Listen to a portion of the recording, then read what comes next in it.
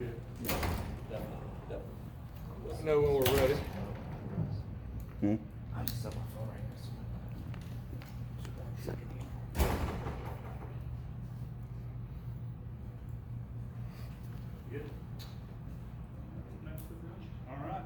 here. Okay, we followed our post-game process really on Sunday as coaches, coming in and evaluating the film and working through that. There's obviously a lot of stuff to clean up from that game, and then we brought the players in on Monday and spent a lot of time in meetings with them, going over the corrections, and then had a practice Monday, and then today moving forward, getting ready for Howard. But really after watching the film, it's never as good as you think after a win, and it's never as bad as you think when you go back and watch the video. Really there's a lot of things coaching and playing with the coaches and players that need to get cleaned up from the first game. But ultimately, when you make critical mistakes versus a very good football team like BYU, then it magnifies very quickly, and that's exactly what happened right there in that game. And really, there's 130 plays in that game, and you just look at 5 of them that really stood out. Obviously the first play of the game, we don't have the right alignment out there on the edge, and then our safety's got to be able to make the tackle, at least keep it at a gain of 12 and play the next play. So we gave up a touchdown right there on the first play. You come back later on offense, and then we're throwing a screen to the running back, and it's 100% on the wide receivers. We got 2 guys to block one. He goes right in between both of them, and we got pick 6. And then we go back on defense, and we're late getting lined up, which was a problem all night. We're late getting lined up, and our field corner gets the wrong signal or doesn't get the signal, and it's an easy touchdown, bust coverage touchdown. So that's 7 more points. So that's 21. Then the fourth play, we snap the punt snap over the punter's head for a safety. So that's 2 more points. And then late in the game, our second to last drive offensively, we had moved it down and getting ready to score for maybe the second drive in a row. And then 4th and 5, we've got a play that's there, and we just don't connect between the quarterback and receiver for 7 points. So those 5 plays are 30 points, right? And of course, there's a lot more plays and a lot more mistakes and stuff to correct, but that just shows you when you come back and watch the tape that the margin for error is very, very small. And ultimately, I didn't feel like we did a great job as coaches. There's some things that BYU got to give them credit. They hadn't really been a tempo team on offense in the past, and so we felt like we would be able to watch them line up into their formation and then put the call in, and that obviously didn't work. We were late with the call, and then when the call was late going in, and the players were scrambling trying to get set, and it really wasn't fair to them on a lot of them.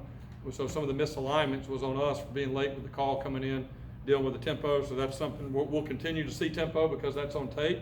So that's something that we got to work to get the call in quicker, and then offensively, they did a few things a little bit different. But I think the biggest thing offensively is we were down 28-0, and we only ran 9 plays on offense. And so, the game is just already, in a tough situation, and you never really have a chance to call the game and get in the flow like you would normally want to do. You're really playing from behind, and so a lot to learn. The big message to our players is, we played poorly, but that doesn't mean that we're a poor football team. That means we played poorly in that game. And I have full confidence that we're a much better team that played on Saturday, and it'll be our job this week as coaches and players to correct those mistakes, to be able to show that on the field Saturday night, and that's exactly what we'll do. Obviously, the biggest improvements typically come from week 1 to week 2, and we got a lot of room to improve, so it'll be exciting to watch those guys go out and play this week. Looking forward to welcoming Howard in. I think it's a unique game. Their head coach, Larry Scott, is a former player here. He was on the first team, 3-year letterman in offensive line whenever we started the program. And then he also came back and coached here from 2005 to 2012. So he's got a lot of roots here, and this will be a homecoming for him. And then there's also 3 other coaches on their staff that coached here. Their defense coordinator, Coach Douglas, coached here in the past. Their special teams coordinator and defense line coach, Coach Vernon Hargraves, coached here in the past. And then their wide receivers coach, Lindsey Lamar, a former player here, was a great player here, and then also was on my first staff for a little while here as an analyst, and he's coaching wide receivers there at Howard. So I know the coaches and the players are definitely going to be looking forward to coming in and watching all of their games last year and then watching their 2 games from this year. They're a much improved football team this year. They're more athletic. They're playing faster, and really we're going to have to play well. And bottom line, every game on our schedule, if we don't play well, then you're not guaranteed a victory with anybody that you play. So our message this week is, it's all about us. We got to go out and correct the mistakes and really get back to the team that we know that we can be. Also one thing about Howard, I think they've done a good job they've created 5 turnovers in the first 2 games. They have 4 interceptions with their defense, and they've created 1 fumble. And so I think for us, it's about playing a clean game for 4 quarters overall. Some of the positives, I guess, from the game. Number one, that thing got away very quickly, and it could have snowballed. I've been a part of some games like that. One of them I remember was in 2011. Coach Sweeney's 3rd year at Clemson. We had won the ACC championship for the first time in 20 years. We'd won 10 games for the first time in 20 years. And we go to the Orange Bowl, play in West Virginia, and it was 49-20 at half, right? And ended up 70-33. And then also remember in 2013, we were 6-0 at Clemson, and Florida State came in to play us, a big, 2 top-ranked teams, and I think it ended up maybe 59-7 or something, 59 or 53-7. And then that team ended up, winning 12 games and beat Ohio State in the Orange Bowl. And so, I think the big message to our players is the only thing that Saturday proved is we're not ready to beat a top 25 team. And my personal opinion, it'll be interesting to watch BYU. I think they have a very good team, and I think their schedule this season, and their results will probably show that. But at the end of the day, we have our entire season ahead of us, and we're not going to be defined by our first game. If we'd have won the first game, we weren't going to be defined by that either. You're going to be defined by your response and how we approach each and every one of these next 11 opportunities that we have. But I feel like obviously the guys are disappointed and frustrated. I think that comes because we feel very confident we're a lot better team than what we put on the tape and put on the field. There's some times where you go out and maybe get beat like that, and the team, there's not a whole lot you can do. And BYU definitely deserves the credit because that's a very good team. But we definitely did not help ourselves in a lot of situations on things that we can control. And that's our big message. Hey, control what we can control. Those 5 plays that I just talked about, we can line up correctly and stop a speed sweep, or at minimum, we can make the tackle on the sideline for a 12-point gain, right? We can block for a bubble screen. We know how to do that, right? We can line up in the right coverage and not give a busted coverage touchdown. We can snap the ball to the punter, right? And then we can throw and catch on an open route in the end zone. Like, those are all things that we control, and that's just, we got to coach better, we got to play better, and we're going to get those same opportunities Saturday night, and we got to show that we can get that corrected. But overall, I think that our guys have responded the right way. This is important to them. They have a lot invested, and there's not any consolation prizes to take out of that performance at all on Saturday. But one thing I will say that I always look at when games get out of hand in the first half is, how did you finish?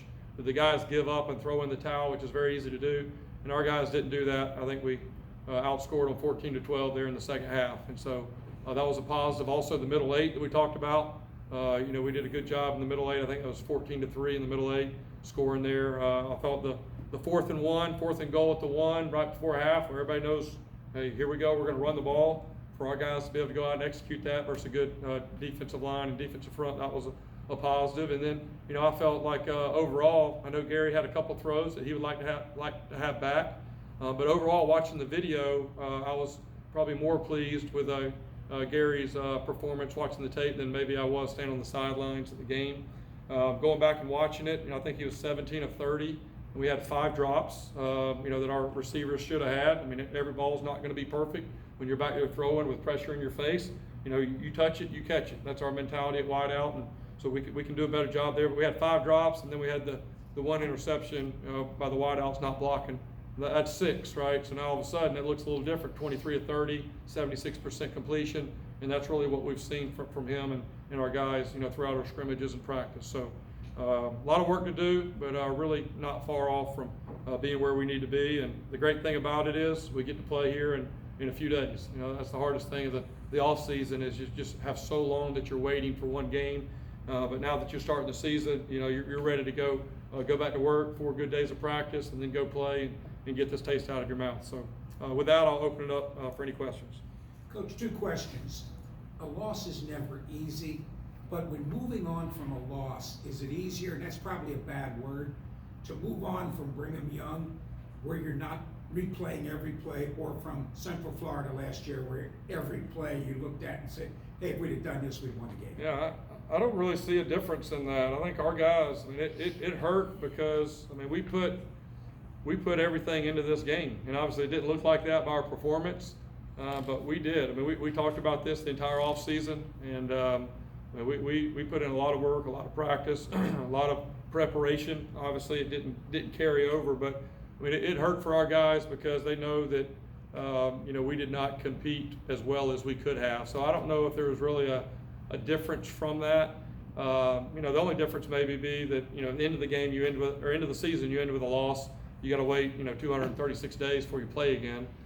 Here you get to play in 7 days, but you know, a loss, in my opinion, a loss hurts no matter, you know, who it is, how it happens, and especially when you know that you didn't do your best. I mean, sometimes you may play a really good game, you played a great opponent, and it didn't work out for you by a couple points.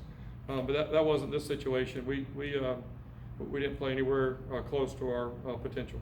Coach, coming out of the game, any injuries that are going to rule anybody out for Saturday? You know, we got a couple guys that we're kind of monitoring right now. There's nobody that's out as of today, so we'll kind of know as we get closer. Hopefully we'll get everybody back by Saturday. You mentioned the difficulty of getting the calls in. Is that the cleanup of the coaching that you're speaking of? You got to get that straight. Yeah, I mean, I think sometimes as you know, defensive coaches, you can determine when you're putting your calls in. If you're playing a team that's a tempo team, then you have to put in your call based off the personnel that's on the field. So you know it's 11 personnel, your call has to go in because you got to be ready to go. When you're playing a team that's more of taking time, getting up, lined up, and looking around and all that, then you can wait and hold your call until you get the formation. So now we know they're in trips left right here, so I know what they're going to do, so I'm going to make this call.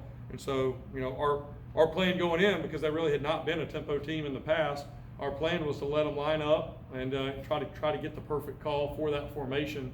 And you know, it obviously didn't work. They did a really good job, a little unique, something I haven't seen before, where you know, they just had all their personnel kind of on the field, but not in a formation. They're kind of waiting around, and then they got the call, and then they went up there and ran it. And our guys are looking over to the sidelines, and we hadn't gotten the call. And then when we do get the call, they're running over here late, and it just, you know, so that part of it's on us as coaches.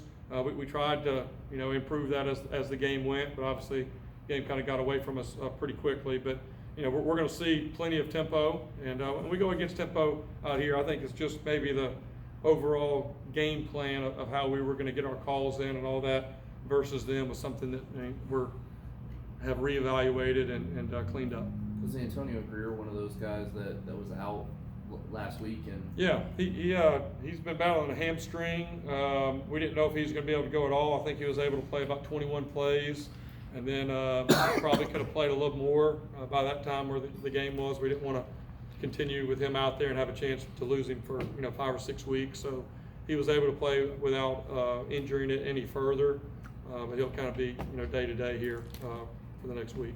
Jeff, we talked last week about, obviously there's benefits to opening the season with a number 25 ranked team. You got a huge upside.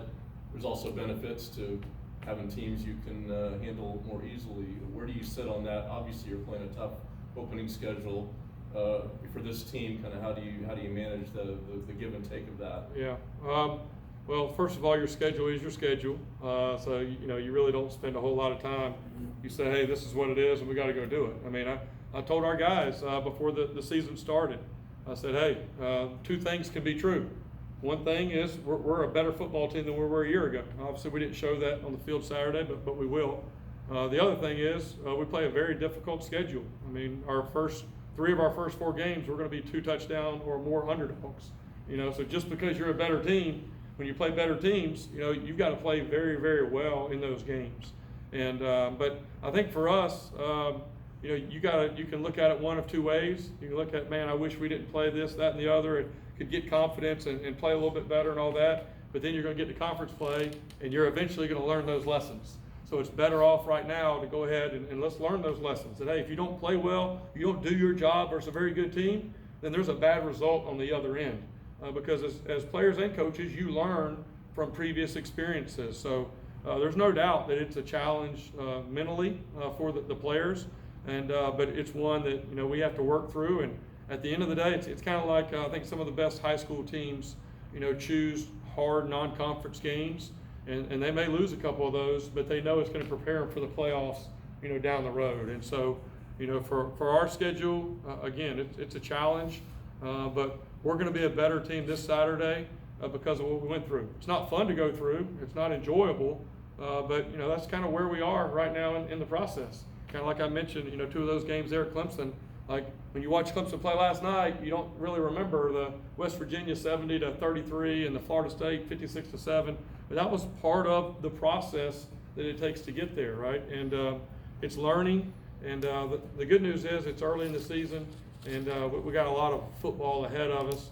And the big message is to our guys is, don't let that experience last Saturday, pull you down. It should motivate you to come out and work harder, clean up the mistakes. That's what we need to do, or it's going to continue happening until you get it improved. But I'm confident this group's going to respond. I mean, these seniors, they've been through it. It's the first time. It's frustrating for them because we definitely felt like it would be a little bit different this year than how it's been in the past. And for the first game, it was not. So that's frustrating. But they've responded in the past, and I believe they'll do the same here this week. How would you assess the effort that your guys played with? Were you happy with it? Were you pleased with it? I'd say overall, probably the biggest thing is we got to play more people. I felt like, we felt like we should play 8 to 10 D linemen, and we've really played 6 to 7 D linemen. And part of it again is, you look up in the first quarter, it's 28-0, and you hadn't stopped them yet, so it's hard to throw in some backup guys. So I think part of it is we didn't play enough guys. And same thing at wideout. You asked a little bit about the wideouts and all that. It just kind of it's a different game when you go down 35-0 than when you're playing a typical situation. So I think we got to play better. We got to play more people. But overall, there wasn't. There's a few lows that you'll see in the first games. It's different than in practice where you got a lot of people in the field. But overall, it wasn't something that stood out. It was more of aligning the right way and using the right fundamentals and technique. I think to me, what you look at effort, you should look at the second half. Right? How'd you finish in the second half?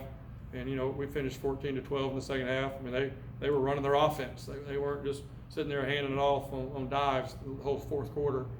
So I think for us, it's more about alignment, assignment. I mean, our guys are giving effort. Our guys have given effort in practice. They're balled in and all these things, but we got to be cleaner with our execution whenever we get out there on the game field. Jeff, on that weather delay, of course, you have no idea when kickoff is going to come. So what are the challenges a coaching staff has with you and your staff and trying to keep everybody sharp? Because they're so hyped, they want to get out and take the field, and then all of a sudden, well, guess what? Back to the locker room. Yeah, number one, I'll say this, and I said it after the game, we're never going to use any of that as excuses, because I just don't believe, our mindset needs to be, no matter what the external circumstances are, we need to be ready to play. So that's the big lesson on that. But I would say this, part of the frustration is, watching Florida State the week before be delayed in their opener. We actually spent a lot of time working on a lightning delay plan, and we talked about it with our guys Thursday and Friday, talked about it Saturday morning, and we executed our plan. Now, whether it was a good plan or not, I don't know, if the results are dictated by that, but there's challenges with that. I mean, it's not I've called a lot of people trying to see what they do. The problem is every 10 minutes you get an update, and it could be in 5 minutes you're going out, or it's another 30 minutes. And so nobody tells you, because they don't know what the way the strikes are. If you knew at the very first time you're inside, hey, we're going to be in here for 2.5 hours. So for us, for the first hour and 10 minutes, we let the guys keep their shoulder pads on, because we were always within a 10-minute window of going out in the field, because they were going to let us go out at 15 minutes from the last strike to warm up, and then play after another 20 minutes. So the guys are having to keep themselves and kind of what the mode is when you come off for pregame and you have that 20 minutes before you run out. They had to kind of keep themselves there for about an hour and 10 minutes. It's kind of like having that Kentucky Derby racehorse right there, you know, about to put them in the chute, and you're just sitting here holding them, you know, for an hour. And then finally, you know, even though we didn't know it was going to be another hour, I just said we can't just sit here and be with the music going and kind of be waiting and ready. So I told them to take their pads off, and we would just take a chance that it's going to be another hour, and it was. So we kind of took everybody, turned the lights down, kind of let everybody kind of get into a little bit of slow burn. We did have, you know, food for them. We had water for them and all that stuff. But, you know, at the end of the day, BYU was sitting over there too. And, you know, they obviously were more ready to play. I do feel that the intensity, I felt really good about our pregame warm-up. I mean, that's something I watch very closely, and just how we're throwing and catching and just the energy and focus and all that. And I gave my pregame speech, and we get the breakdown, and we're turning to go, and then they just said lightning delay. So literally, I had to go, okay, everybody, now we're going into our lightning delay plan. Everybody get your spots and, you know, try to relax a little bit, get some fluids, and then that went for 2.5 hours. And, you know, we did the best that we could, I think, in that situation. We talked about it as a staff. If there's anything that we could do different. Really, the only thing different is if you knew it was going to be 2 hours, then you would do something different. But literally, you have to have them within that 10-minute window to go back out. So that's part of it. But the biggest lesson from that is we're not using that as an excuse. And, you know, we shouldn't, it doesn't matter if it's a 6-hour game or a 3-hour game. You know, we got to be able to play when the ball's spotted. And our guys really haven't brought that up or used that. But as a coach, it's something that we'll continue to look at and monitor. We got 2 more games right here in the heat and in the evenings the next 2 weeks here in Florida. I want to ask about this weekend. Yeah. How are you feeling in regards to playing Howard? I feel great. You know, at the end of the day, we talk about we shouldn't be preparing any differently this week than we will next week against Florida. If you do that, you're going to be a very inconsistent team for a long time. So it's really not about who you play, right? It's about how you play. And, you know, the best team doesn't always win. The team that plays the best wins. And I was kind of using that example with those Clemson teams. Those are a really good Clemson team. That Clemson team that got beat by West Virginia, that was a 10-win team that won the ACC for the first time in 20 years. You know, but that day, they played very poorly, and it was 70-33, right? And so, you know, the big message for us is, hey, it doesn't matter who we play. Everybody on our schedule, if we don't play our best, is capable of beating us. And I also believe that if we play our best, we're going to have a chance versus everybody on our schedule. So that's kind of the top level. Then the next thing, I'm excited about playing Howard because of the USF connections. Coach Larry Scott is a great guy. I've kind of kept up with him in his coaching career. He's done a really good job of where he's been, and some of the other coaches that have coached here, I've known them for a little while. And so I know for them, there's a lot of pride for them to come back and have a chance to play USF. And so I think they have a lot of players on their team from Florida.